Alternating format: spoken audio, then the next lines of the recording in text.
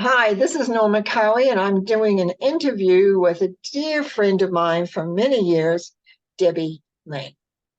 Now, Debbie is very much like me, does similar work, but different work. And so we're here to chat about some of the things that we do. So, Debbie, introduce yourself. Ah, well, I'm Debbi Lang, and you have been my role model and my amazing teacher. I've been so grateful. Your book has helped me so much with my journey with tarot. And I remember so many years back, we won't give numbers, but I remember a time when you said, "Oh, your process is like mine." And I went, "Oh, wow, really? Ooh, cool." So I've always remembered that. So I am living in Kamloops, near Kamloops in British Columbia. And well, I've been reading now, it looks like for about 35 years, which, just the numbers keep creeping up there. Mhm. And yeah, I remember, it was clear as day the first time I saw a tarot deck, and I went, "Oh, my language, my language." It's true. Yeah. Yeah, I won't tell you how many years I've been working with them. It goes back a very, very long time, but they're still my You favorite tool. you are so amazing. I mean, are an originator. You got this stuff going. So yeah, it's such an honor to Oh, have time to chat with you and I'm talk about al- me. I'm always happy to chat and talk to people about similar things, that's for sure. Now, Debbie, one of the things in your um, that you talk about that you do that really intrigued me because I don't know anything about it, and that's what you call Starseed Blueprint. Perhaps you could explain something about that. Sure, yes. Well, it was very fortuitous, as these things always are. My husband is a Chinese healer, and so we talk a lot about the Chinese five elements. It's a big part of our life. And we really like that because, and I really like it because it's a very dynamic system. It's not just nouns like the four element system that we work with in the West, but it has nouns and verbs. For instance, fire creates earth, for instance. And so you have fire, a noun creates a verb. Anyways, it's dynamic, everything moves. Mm. And so one day I was out for dinner with a couple friends who, one of whom, well, actually, are both, what do you call it? Entrepreneur coaches, spiritual entrepreneur coaches. And the one woman said to me, my process has five elements to it. And she used that word, elements. And she said, and I'm getting this really strong sense that you will be able to tell me um, a bigger picture of that, how it fits together. And I said, well, probably I can. And she told me what her five aspects were of her coaching of business development. And didn't they just perfectly fit into the fire, earth, metal, water, and wood of the Chinese five elements system? And it actually went even further. It was such a very nice spiritual dynamic context for this information kind of to transport it into the Western mindset a little bit. That's what I think of it. Right. And the other woman who was there said, "Oh, isn't this interesting? Last night I got a name given to me just as I was waking up, and it's Starseed Blueprint, and I think it's for you." So right there, we got these three things come together, us and the process. So I look at it in terms of the cycle of manifestation. The Starseed Blueprint system takes us from fire, which is our passion. From that, it creates the earth element, which is structure and organization. And that produces the metal, which is us, the style, the personality, the opportunity.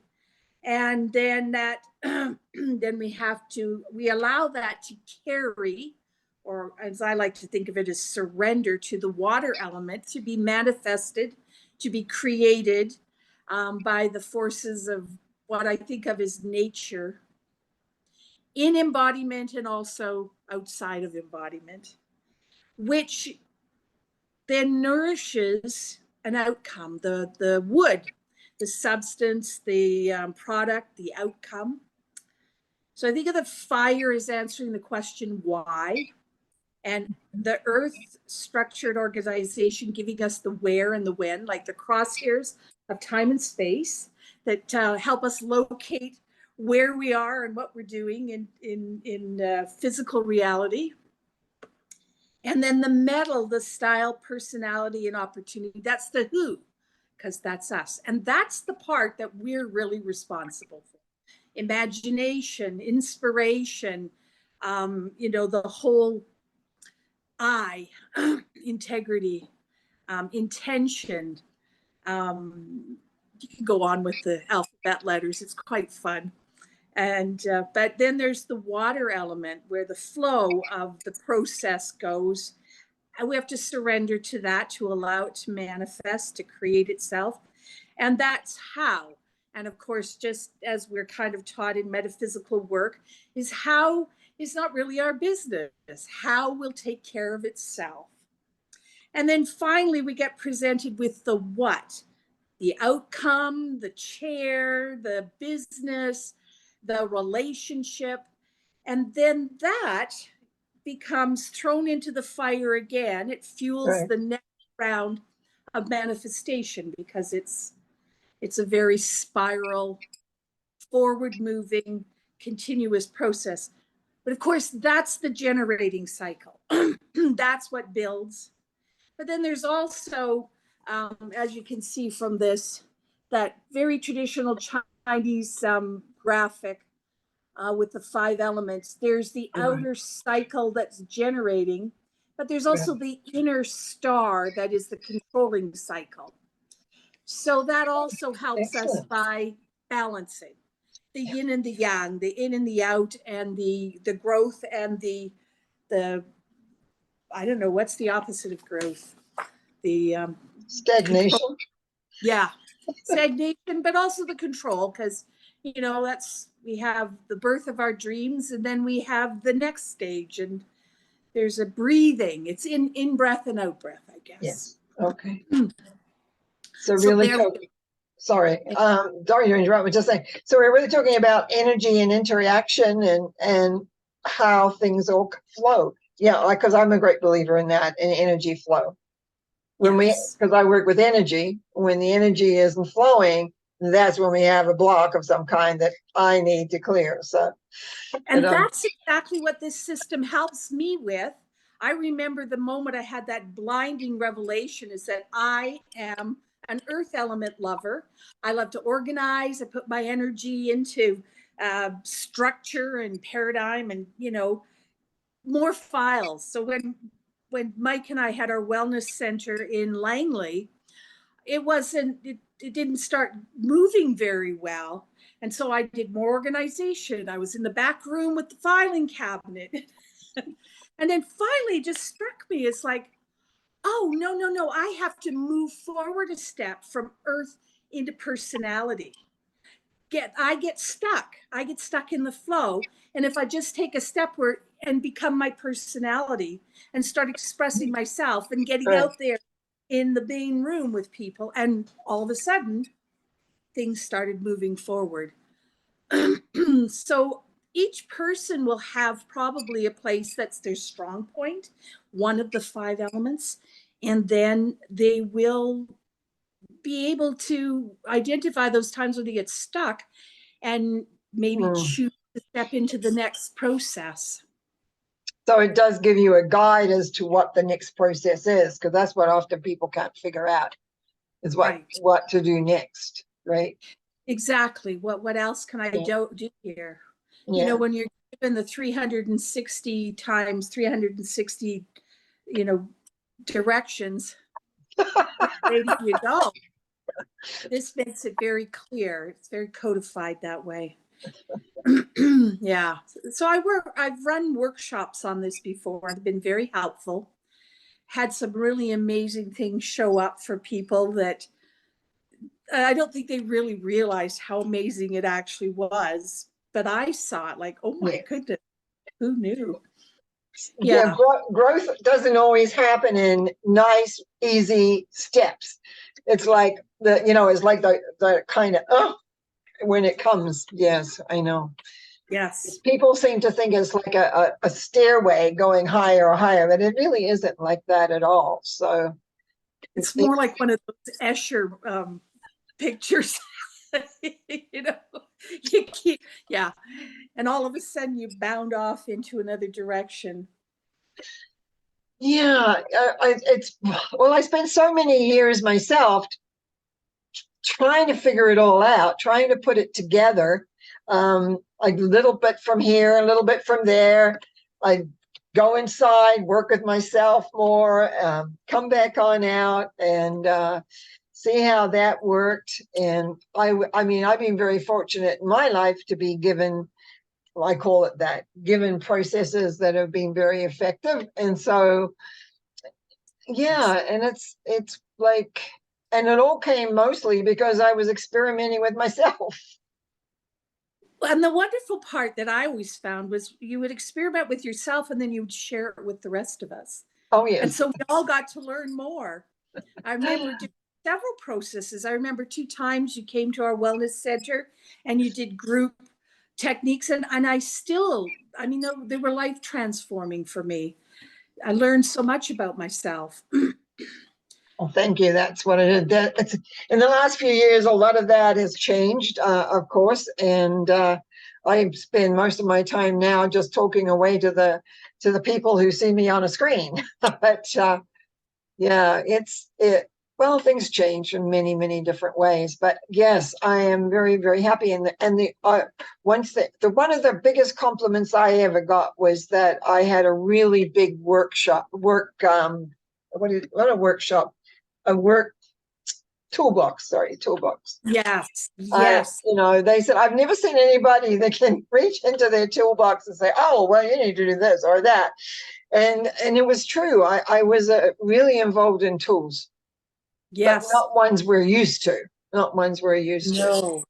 And taking You know? people outside of the tried into the experimental, where we don't have resistance built up.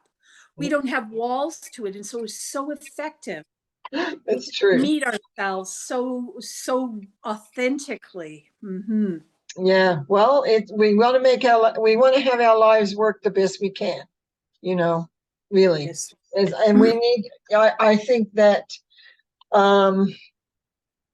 when I was in my like from 20s to probably 60s, it was really business, my own studies, etc. And then after I was in my 60s, things sort of settled down a little bit more, and I was able to just keep working and doing what I like to do, and that made a big difference for me too. It was just slower and easier, and which it needed to be actually at that point because I'd been a long time. I have one other thing I wanted to ask you about, Debbie. I really found the Starseed Blueprint very, very informative and very interesting. But you also talk about that you work with the elders. Can you explain that a little bit, please? Well, I had, I've worked with you when you've been, channeling. Mm-hmm. And also Linda Nardelli. I did quite a bit of classwork with her. So I really got a sense of, there's really some amazing beings who are quite ready to help us. But I never thought of myself in terms of being a channeler. It never occurred to me until I started doing, just kind of spontaneously a little bit of channeling. And then Linda had a workshop just a couple of years back, and I went to it. So this is pretty recently, maybe 3-4 years ago. Oh, wow. Yeah. And Masi and Dia said they were giving healings to, and kind of the next step to the whole group of us. And mine was, we're opening your channel. We're expanding your channel. And soon you will be, you'll be channeling the elders, but, just sit with this. Don't make a big deal about it. Just, it'll do its own thing. And so I did. I went home and I just sort of went, oh, well, that was interesting. And then I started channeling, and I've done quite a bit of channeling with the elders in the last couple of years now. And, it comes from you. You did a technique with us one time at our wellness center. You took us on a guided visualization where we went to another planet. We picked a star in the sky and we went there. And I ended up going to this place where it turned out I was this person who was conveying information to a lot of different groups, like a whole, over the years, it's expanded for me. And I've learned that I was, maybe concurrently am in another lifetime, sort of like in a Pleiadian world, and being kind of the mouthpiece for these group of disembodied elders who come together to advise this group of many worlds in how to deal with each other, how to deal with newcomer races to the system, and how to work with, teaching, healing, getting all the gifts. And I was created, I believe, not, I was created to be that mouthpiece. And so my whole journey has been, in this lifetime or lifetimes, I guess, to accept being human, Right. ground being human. So I often say that, we are human beings and we're emotional beings. Yes, we are. And there's no getting away from that. Well, I think as we learn how to work with that better, I think we'll have more opportunities in upcoming days, years, whenever. I think things are really changing now. Yeah. I've had some really good news about what's going on out there, that sometimes the strangest things happen, Norma. Oh, I know. Yeah, actually, when some of the things you sent me, there was a part in there that talks about that. I was just thinking if I could find it, but I don't think I highlighted it. I thought I did, but yeah, you mentioned that there were some good things coming up. Yeah. Well, there, I don't just take every, any loose piece of information. Sorry. I'm going to read what you wrote, actually, because I did highlight it. It was just buried. We're in a time of rapid evolution from a long era of fear and struggle. We're moving into a time of immense joy and the advancement into a golden age on Earth. We're in effect awakening from a nightmare and are on a beginning of a new age where we remember our true heritage of creativity and eternal goodness. Yes. You're so clever with words. You always were clever with words. My goodness. Yeah, that's so one of the things. Expand a little bit about that, the golden age. Because there's a lot of people who talk about the golden age, but I thought this was one of the best I've ever read. So thank you. So expand on that for me, please. Well, from many different sources I have gleaned, and from my relationship with the elders, they've given a lot of information about this, that maybe it'd be easier to say that, from the very beginning of the invention of the physical realm, as we moved into this physical realm to explore every possibility, of the system of order involved in the earth anyways, we pretty well explored it all. We have gone about as far as we can into individuality, separation. And I like to think of the story from the Bible of the return of the prodigal. Mm. Humanity is like the young man who asked the father for the heritage, for the patrimony, for the wealth, his inheritance. And his father said, sure, go out into the world, explore. You won't like it, but you have my blessing. And so we did. And this physical world that we have become involved in has taught us quite a few lessons. It has locked us into a physical experience very firmly, and we have learned to be very physical and to let go of, forget, erase that we are divine beings on so many levels.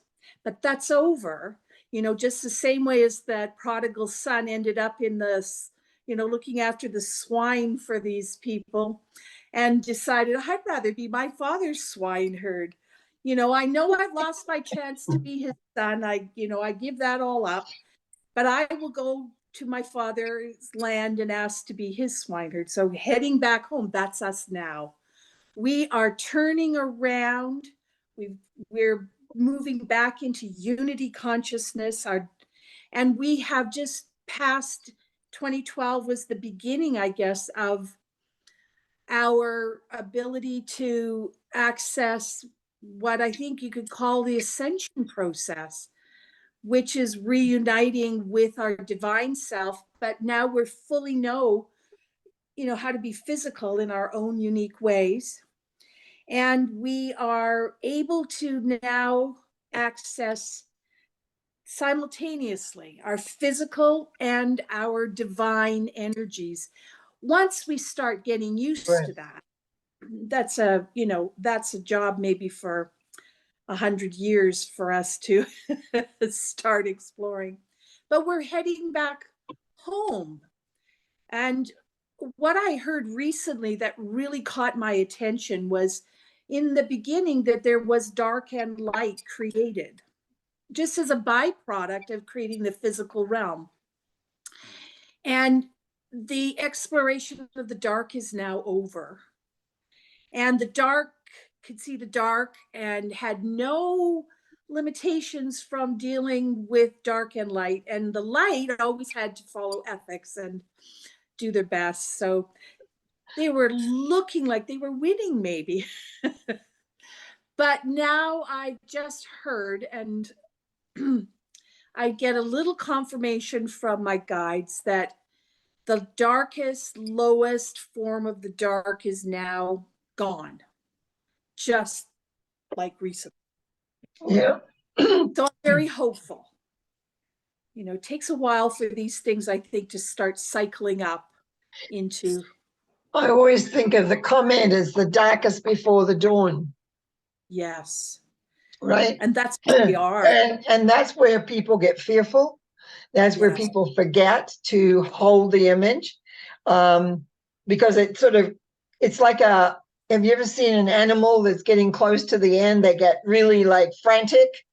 And then just before the end, and I think that's where that saying comes from. It's the darkest before the dawn, before the new, whether you call it the golden age or the new whatever, coming in. And I have been saying to a number of my friends, it's that the franticness that's going on where people are not sure what's happening and going on is just showing that, yes, you're in the correctness of what you said, is that it is the beginning. The darkness is turning into light. There will be changes. We may not like all the changes that will happen to do that, because often they're a little pessimistic, as we've seen. But yeah, it's an interesting time to be here, I guess. I don't know. I didn't think I'd signed up for this, but I guess I did. It's that Chinese curse. May you live in interesting times. Well, within the time. One of the things I'm always interested in is patterns, not only because I'm a tarot card reader, but what are the patterns, and watching when people have belief systems in themselves, the patterns they keep recreating in their lives. And I find, I don't know if you found this, but I find a lot of people don't seem to understand the subconscious. Now, I grew up with the book, The Power of the Subconscious Mind and all those subconscious ones, and I understand how the subconscious works.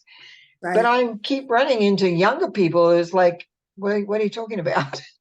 That's like, and I'm going, pulling my hair out, because how can you expect change in yourself, which is really all we can really work with, if we don't understand what's happening at that deepest subconscious level, and how beliefs, attitudes, and judgments work in relation to your world?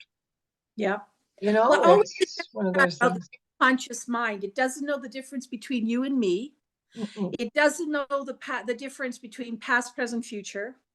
And it doesn't know the difference between reality and illusion. I mean, how divine can you get? Of course, it can create, whatever it wants then, but we have to recognize those three things. If I want to do harm or complain about another person, it's taken it as me. How can I have abundance when I'm withholding it from other people? Well, people don't realize that everything is outpictured. If you only see, if you only see judgment on something, then you've got to have that judgment inside you somewhere there, right? And I know it pisses me off when I start realizing, pardon my language, it just, when I realize that, it's like, gee, Deb, what are you saying about yourself if you're saying that about another person? That's right. Yeah, we can only ever see what's actually in us. And sometimes that and learning not to be in judgment because other people can't see it or don't understand it, I think sometimes can be frustrating. I always see it as this big light, like in a movie theater, that big light that's in the wall up behind you, but it shines through the back of your head, and all the templates of your beliefs create the shadows that are projected out, in front of you on the screen of life. And we believe that screen of life pretty thoroughly. Yes, and then we get stuck on whatever those beliefs that have been on for many, many, many lifetimes sometimes that I work with. My goodness me, I can't, believe it. And yet some people transform them just like that, and it's like they're gone, and others, it's like they hang on to them. Yes. Don't really want to let them go, that whatever they are. But even if then you explain to them how they're messing their lives up, but they don't want to see that. But well, there's so many perceptual hazards, and I think one of the biggest ones is our relationship with our families and our loved ones. There's, when we make these changes, sometimes there are some pretty, I'll say, severe repercussions from our closest and dearest loved ones. And I've had them in my life. So I know firsthand, that that's true. And it strengthened me. I have no regrets about it, but I do recognize that there's sometimes, well, like you say, sometimes you don't like what you get. Right. Yeah, I know. Well, yeah, no, that's an interesting thing. And I mean, as a person like myself who left the family unit when I was, 18, when I came here to Canada. And yes, I've gone back for visits, not so much lately, but I used to go back within. I've had some long in the beginning years, a lot of stretches, but usually I would work to be between 3 years and 5 years maximum. That I go back and touch base and everything else, which was great and wonderful. But it's so family to me is quite different in lots of ways because of divorces, because of change, because of other circumstances that have gone on in my life.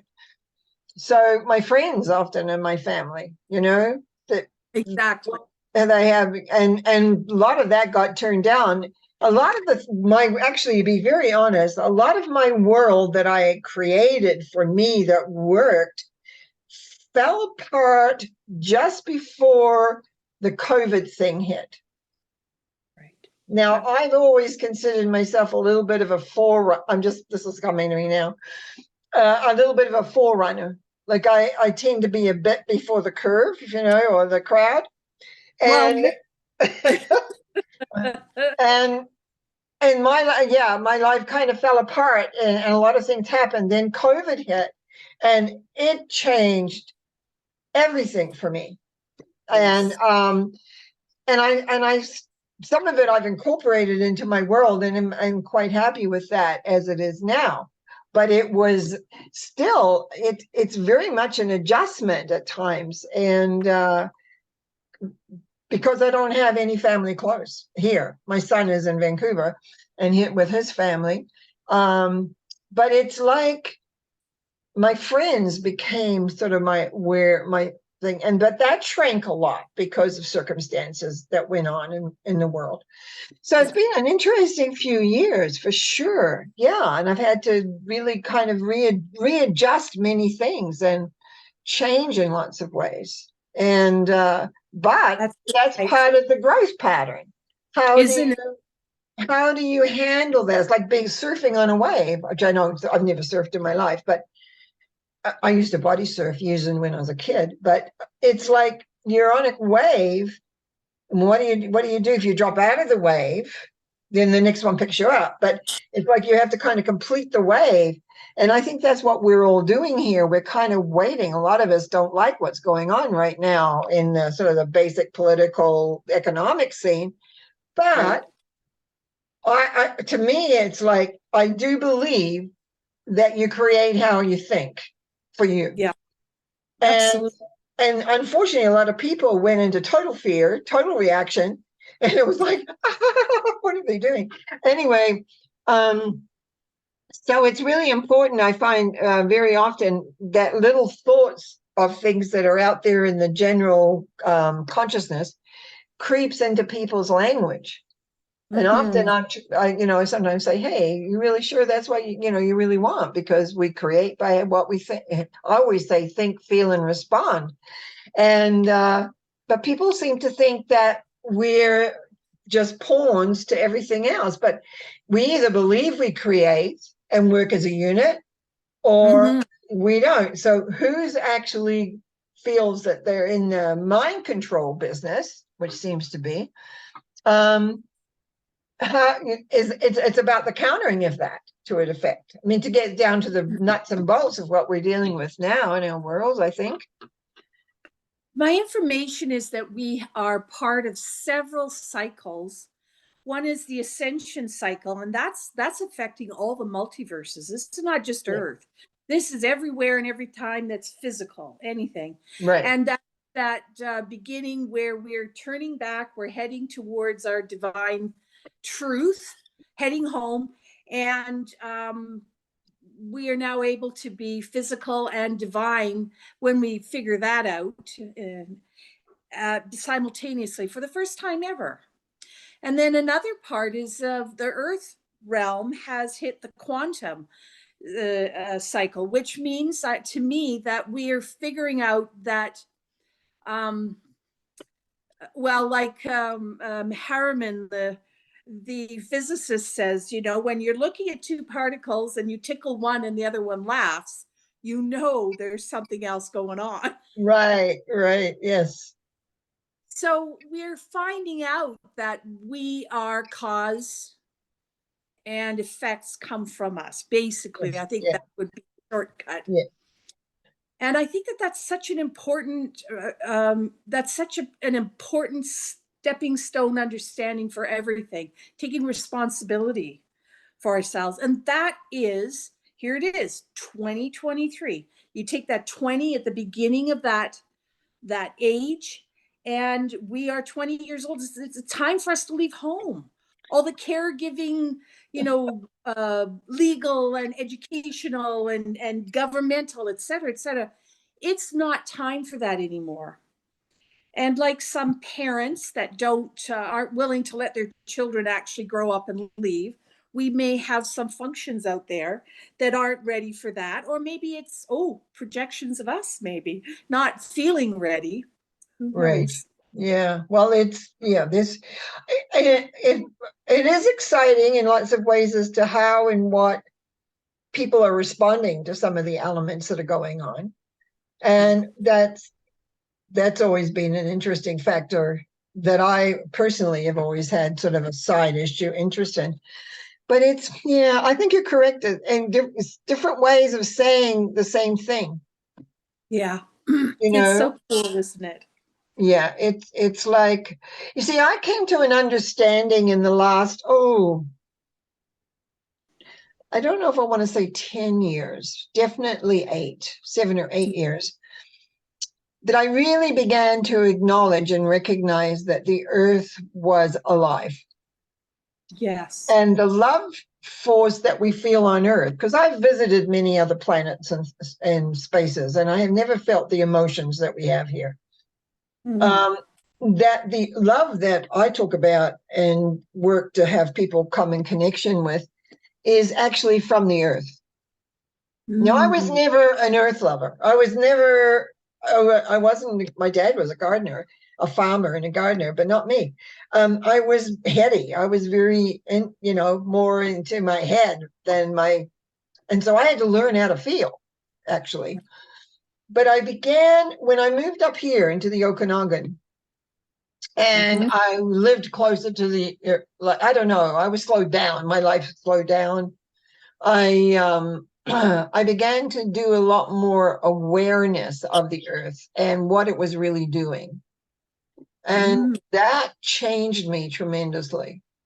And so I became, my transformation work shifted and changed into really connecting so much more into the energy that the earth provides. Because let's face it, this is the planet we're on.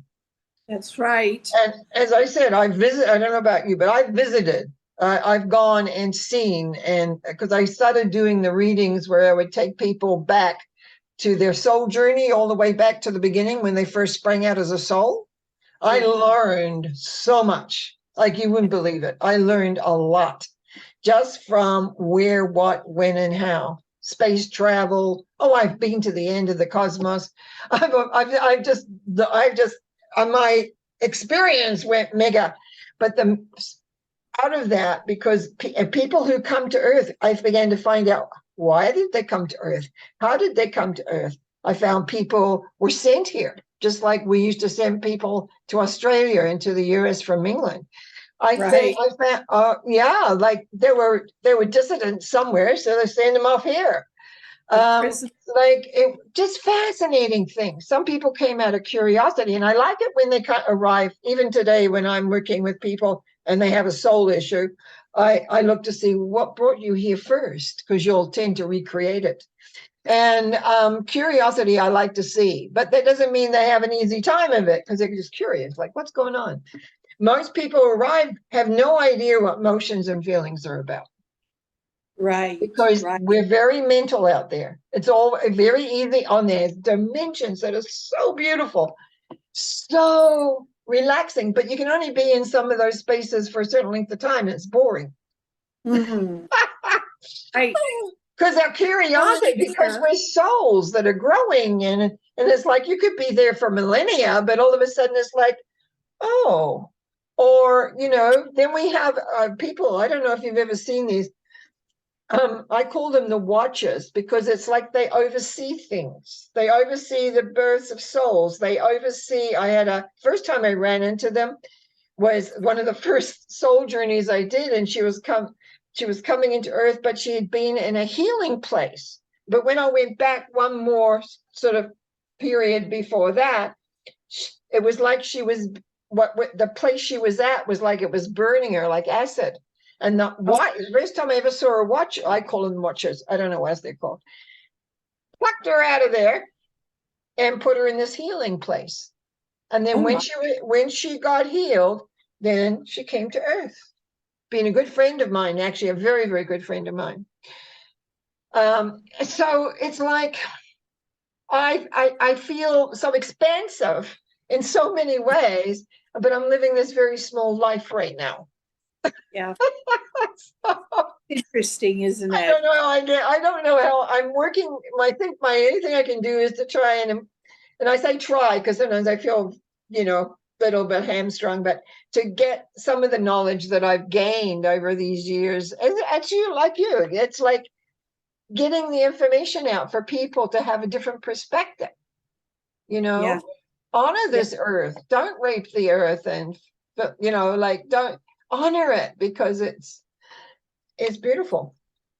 It is, isn't it? And Excuse me. we're given a lot of programming that there's so many problems. It's such a, nature has made mistakes. Everything's a mistake. Everything is just Nature could never be. makes a mistake. And yet People make mistakes. it's, millions of years, that this is Yeah. this realm has kept on advancing. It must be doing something right. Well, it really is interesting. One of the things I learned was I started to go down and talk to the Earth Mother. I call her the Earth Mother. And I do go down and every now and again. And every time I've gone down, one of the first times, I'll tell you this story because this has really happened. Do you remember when we had the big spill in the Mexico thing that oil got lost in there and everyone was in up in arms about it, about the Yes. oil spill down in the Gulf of Mexico? So during my meditation class, because I always had a powerful little group, I went down to the Earth Mother all upset, right? And I said, she just says, relax, relax. We have a grass that'll eat that up. Well, Wow. of course, the companies wanted to put their chemicals on there anyway. Sure enough, a grass grew on the ocean that sucked up the oil. Just Wow. leave it to nature. She'll take care of it. And that's when I began to trust the Earth Mother. If she's allowed to work, Right. she will take care. And she takes care of things. But just between you and me, I'm very concerned about all the weather manipulation that's going on right now, because now it's creating all sorts of things that are out of sync. Yes. So it'd be like us being shot with electrodes or something, making our electrical system go weird, and we're wondering why we're not feeling great. But anyway, the Earth, I trust the Earth. I trust the Earth Mother, and I trust the Earth. And every time I get upset, I go down, talk to her, and she just says it's all right. And she tells me her plan, which I'm not sharing with anybody at this time. And well, I have shared it with a few, very few, and that she has a plan. Yeah. And look out. Yeah. Well, we're on such a speedy process of evolution. We're agents of evolution. When we have these conversations, we know that we have an aspect to play in evolution wherever we go. And yet this is the steepest path of evolution we've ever been part of. And yet, you know what? Humanity keeps getting ahead of itself. I think that's why there's a lot of fear sometimes. And that's why there's so much confusion and bewilderment, is that we get so far ahead of ourselves that we kind of push ourselves into a really powerful place of non-knowing, which is hard on humans. We're not good at that. No, people want to know. Yeah. And yet I was just explaining to someone this morning or yesterday, maybe it was just, I said, how we think and be in the present predicts is put into the future. Like, we have to be calm. I found myself getting all upset about a few things that were happening several months ago, like really kind of upset. And I went, what am I doing? I'm feeding into the upsetness, not seeing and adding that all things work out. They work out in our own lives. When I look back at my life, I mean, miracles have happened and goodness knows what's happened.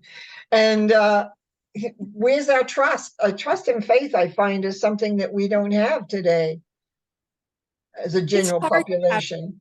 faith when it's being attacked all the time, because there are beings around who profit a great deal from our adrenaline rushes of fear, and our spending habits in fear, and our addictions that show up in our fear. I mean, those are money-making propositions for some beings. And Most definitely. Controllable.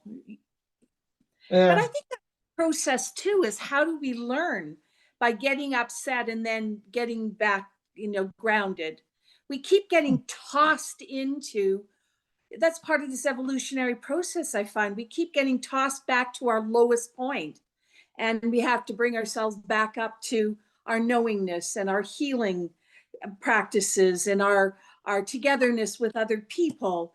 But we've just had another one, I think this past week, even, like tossed down. And I think that with the way that there's so much stuff, so much energy is coming in at a very, very high frequency, and the body, the conscious ego survival mind doesn't know how to process it, except physically and emotionally and intellectually, to make it seem real to us. We're not yet used to dealing with the really powerful ascension spiritual energies that are available to us now. And we interpret them, our body will interpret them physically, our feelings will interpret them emotionally, our intelligence will, and so but we are getting used to it. I think so, yes. We are. Yeah. We are. It's like everything. Some people will adjust. Some people will not adjust. Right. And I find that the fear of death, and I don't know if this is because churches were closed or what, I'm not sure, but the fear of dying seems to be much more prevalent than when people used to just know that was a natural state. Yes. And we used to gather to celebrate the life that the person had. Now it's fearful that something's going to happen. I was almost like everything was injected. But anyway, like I'm at that age now where it's like I'm looking at, well, how many more years do I have? And it's not to be frightened of that, because I know what's where I'm going, you might say. Well, may not know exactly where I'm going, but I've been told I'll have choices. Sounds crazy, but but it's like the sadness and sorrow are part of our beingness. Because if we don't know sorrow, how do we know joy? Exactly. If we didn't have the dark, what would we know about the light? That's right. Yes. And if some people, like, I have had my brush, we'll say, with depression, or my brush with anxiety, but it's a brush compared to some people I know who've had it. But I understand it because I remember how it felt. Yes. I had a depressive husband for a long time who was very depressed. That's not easy to live with, especially when they're stubborn. So it's like it, and all these events that we have in our life contribute to who we are and what we become.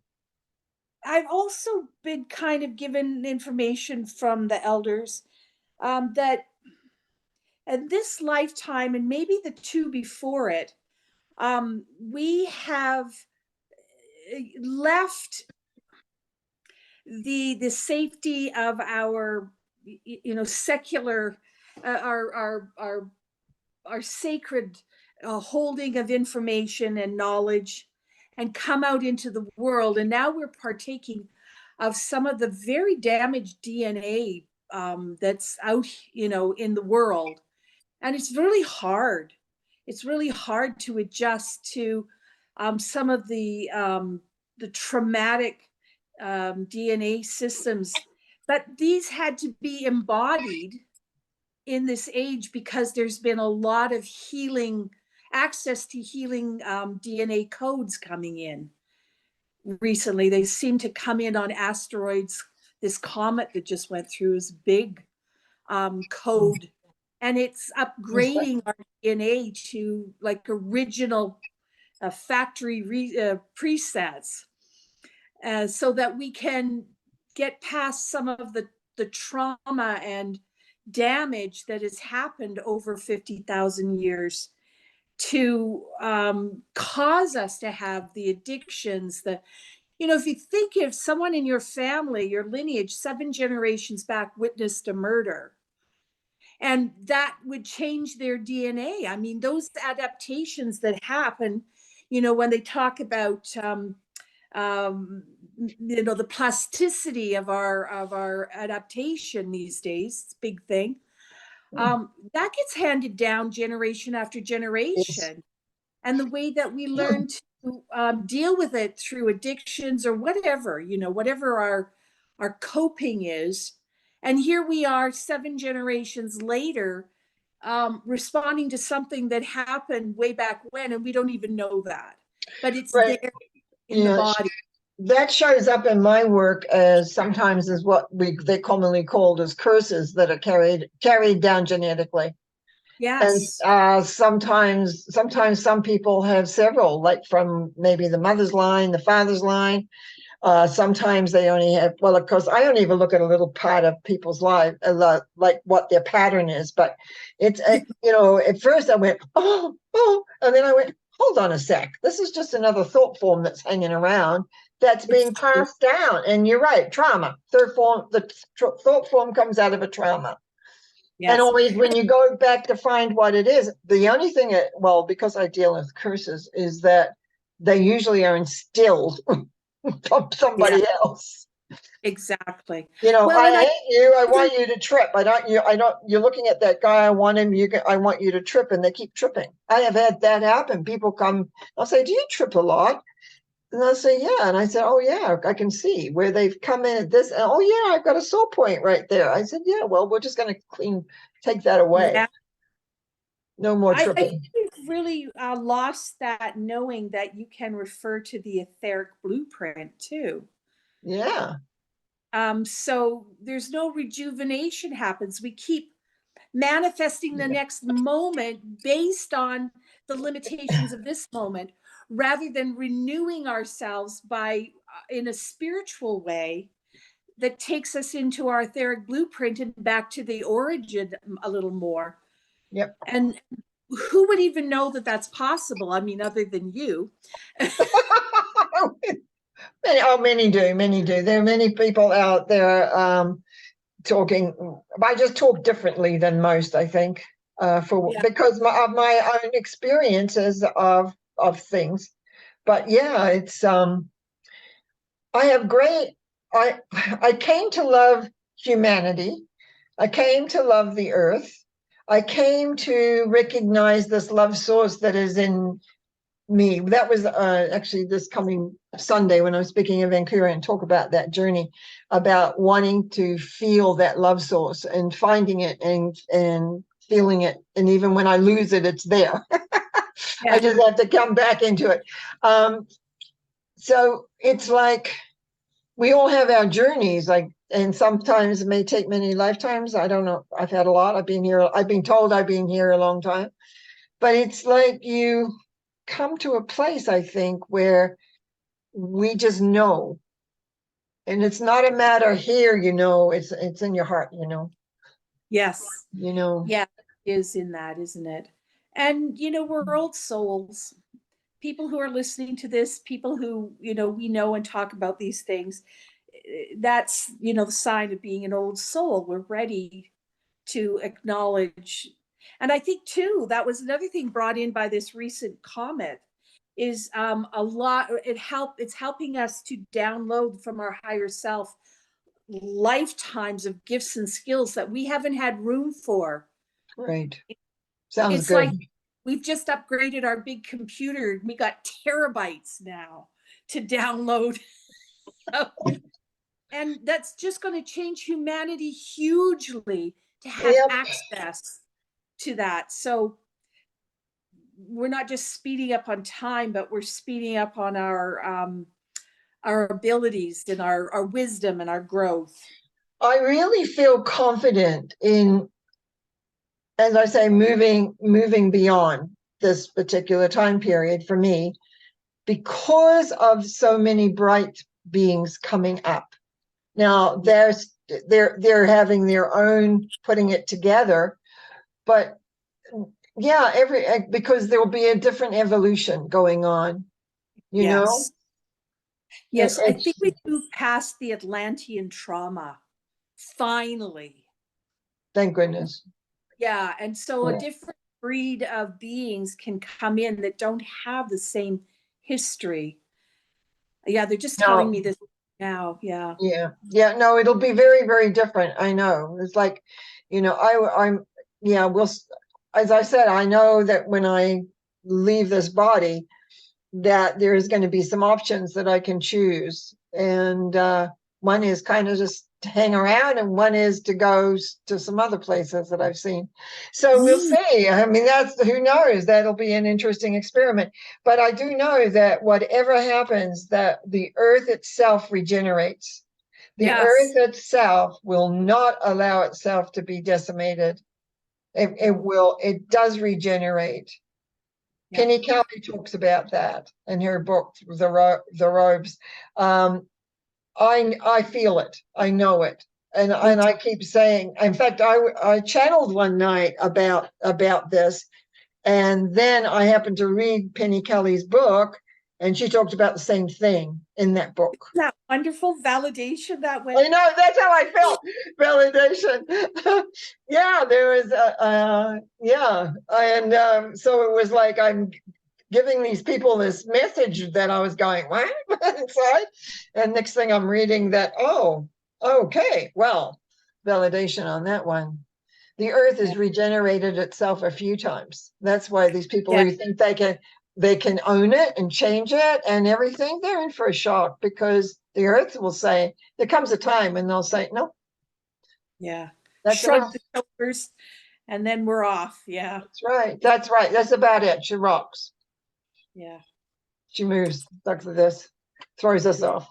And that's one way, because one of the questions I used to get a lot of, and I know I've sort of taken over, but anyway, I was, like,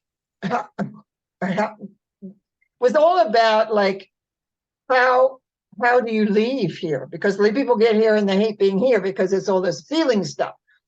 And I had some answers, and in this channeling session I did, it said, when there come several times, and it's long history, the earth has rocked, and at that moment you can go, or you can stick around and start the process, because it'll be regenerated. It regenerates itself, but it has to clear all our souls off. It's kind of, at first it's kind of frightening thinking about it, because it's going to be traumatic, but you're set free. Yes. So you get to go, and always in earth vibration, you get to go where you're evolved to. Right. Water finds its own level, right? Right. So it's exciting, and I want to thank you, because I feel invigorated, I feel excited, and I feel ready for the next steps. Yes. So I want to thank you for coming on and letting me, and chatting, talking, whatever, and sharing your wisdom with me. The time has just flown by. It's so fun. Yeah. What I love doing is talking about this stuff. Well, just hold on. I'm going to stop the recording by saying thank you. And everyone, this is Debbie, as you can see. And yeah, she does. Oh, I'm going to get, is it all right if I put out your phone number? Or do you want to? Her phone number. No, yeah, you do it, love. 778-242-5836, or my email address, which is thecosmicdetective@gmail.com. Perfect. Yeah. And mine is just straight old Norma Cowie, because there was another Norma Cowie, would you believe? No, there is many of us. I know. At one time in Vancouver, I think there's 3 or 4 of us living. Wow. Yeah. Well, yeah. Anyway, just hold on. We'll just stop that.